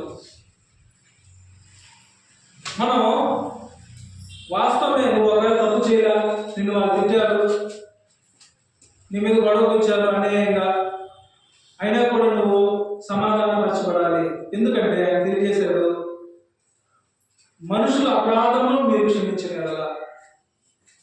నువ్వు వచ్చి నన్ను క్షమించావు, నా పాపాన్ని ఎవరు క్షమిస్తారు? దేవుడు క్షమిస్తాడు. ఒకవేళ నేను వచ్చి నిన్ను క్షమించలేదనుకో, దేవుడు ఏం చేస్తాడు? నన్ను క్షమించడు. అని మనం తెలియజేయాలనుకున్నటువంటి మాట ఏంటంటే సహోదరులారా, మనం మన యొక్క ప్రార్థన ఎందుకు ఉపయోగపడడం లేదు? ఇంకా ఇన్ని రోజులే ప్రార్థన చేసినా ఆ యొక్క ఫలితం అనేది ఇంకా తండ్రి దేవుడు మనకి ఎందుకు ఇవ్వలేదు? మనలో ఉన్నటువంటి ఆటంకాలు, మనలో ఉన్నటువంటి పాపము, నా కుటుంబంలో సమ్మతి లేకుండా ఎప్పుడు సమాధానం లేకుండా ఉండేటువంటి జీవితం. దాని తర్వాత ఆయన తెలియజేశాడు సహోదరులారా, ఇతరులతో మనకు ఉన్నటువంటి సమస్యలు. దాని తర్వాత ఏంటంటే మనం ఎవరిని క్షమించుకుంటూ ఉండడం. కక్ష, మనలో కక్ష ఉండకూడదు. కక్ష లేనటువంటి వారిపై మనము ప్రార్థన చేయాలి. అలా ప్రార్థన చేసినప్పుడు, వాళ్ళు క్షమించినప్పుడు మనలో ఉన్నటువంటి దేవుడు క్షమిస్తాడు. మనం ఏమనుకుంటామంటే నేను చిన్న పాపం చేసుకుంటా, ఒక పెద్ద పాపం చేసుకుంటారు, వాళ్ళని ఎత్తి చూపిస్తూ ఉంటారు, ఇది పెద్ద తప్పు చేశాడు, నాలో పొరపాటు నేను చూడను, నాలో పొరపాటు నేను చూడను, ఇతర పొరపాటు నాకు చాలా పెద్దదిగా కనిపిస్తూ ఉంటుంది. ఇప్పుడు నీ సహోదరుడు తప్పు చేశాడు, నువ్వు క్షమించలా, అప్పుడు తండ్రి నీకేం చేస్తాడు? నీ తప్పును క్షమించడా. నువ్వు క్షమించేటువంటి మనసు కలిగిన వాడే కాదు. ఈ ప్రార్థన పడాలంటే మనం క్షమించాలి, సహోదరులను సమాధానపరచబడాలి, వాళ్ళతో మనలో ఉన్నటువంటి పాపాలు తీసివేయాలి. సంఘంలో ఉన్నటువంటి మనందరం కూడా ఒకే ఐక్యత కలిగి ఉండాలి, ఐక్యత కలిగి ఒక ఆలోచన కలిగి ఉండాలి. అయితే అనేక కుటుంబాలుగా మనం ఇక్కడ చేర్చబడుతూ ఉంటాం. ఒక కుటుంబాలు ఉన్నటువంటి వారికి, కుటుంబంలో ఉన్నటువంటి భార్య భర్త పడదు, భార్య పిల్లలు పడరు. ఇలా ఒక కుటుంబంలోనే ఒకరికొక సంబంధాలు ఉండకుండా జీవించేటువంటి పరిస్థితులు ఉన్నాయి. అలాంటిది ఒక సంఘము ఒకే ఆలోచన కలిగి ఉండాలంటే అది నా మాట నీ మాట చేత కాదు, కానీ తండ్రి దేవుడు మాట చేత కట్టపడాలి. ఇక ప్రార్థన ఎలా చేయాలి, ఆ ప్రార్థనలో ఆటంకాలు ఏమిటి, మనకి యోగ్యమైనదిగా మనం ప్రార్థన చేయాలి దానిలో షరతులు ఏమిటి, మనం ఎందుకు ప్రార్థన చేయాలి. ఇప్పుడు ఆయన చెప్తున్నాడు, శిష్యులు అడిగినప్పుడు అపోస్తలులు యేసుతో మాట్లాడినప్పుడు ప్రభువా యోహాను తన శిష్యులకు నేర్పినట్లుగా మాకు ప్రార్థన చేయగలుగుతున్నాం. ఇప్పుడు మనం ప్రార్థిస్తూ ఉన్నాం క్రీస్తు నామమున తండ్రి దేవునికి. ఆ ప్రార్థనలో తండ్రి దేవుడు మనందరికీ తెలియజేసినటువంటి మాట ఏంటంటే ఇంత సమాచారం పెట్టాడు. ఒకసారి ఆలోచించేయండి, మనం ప్రార్థన ఇలా చేస్తున్నాము, ఆ ప్రార్థనలో లోపాలు ఉన్నాయి. అసలు ప్రార్థన గురించి నేను ఎందుకు తెలియజేస్తున్నాను అంటే మదన ఏం తెలియజేస్తానంటే బేసిక్ నుంచి సంఘానికి ప్రార్థన నుంచి వాక్యాన్ని చెప్పమని తెలియజేస్తాను. అంటే ఆరాధనలో జరిగేటువంటి ప్రార్థన, పాటలు, వాక్యము, కానుకలు, వీటి గురించి రాబోయే దినాల్లో తెలియజేయాలనుకుంటున్నాను. ఎందుకంటే వాటి గురించి మనకు అవగాహన లేదు. కాబట్టి వాటి గురించి మీకు నేను తెలియజేయాలనుకుంటున్నా. ఇంకా ప్రార్థన గురించి చాలా విషయాలు ఉన్నాయి. దేవుని చిత్తం అయితే మరొక దినాన్ని మనం నేర్చుకుందాం. ఇప్పుడు వరకు దేవుని వాక్యాన్ని మనకి అందరికీ కూడా ప్రభువు యేసు క్రీస్తు నామమున తెలియజేస్తూ మనందరం కూడా ఇలాంటి ప్రార్థన చేయాలని, అలా ప్రార్థన చేయడానికి మనం దేవుని సమర్పించుకోవాలని కోరుతూ ఇచ్చినటువంటి అవకాశం పెట్టుకుంటాం.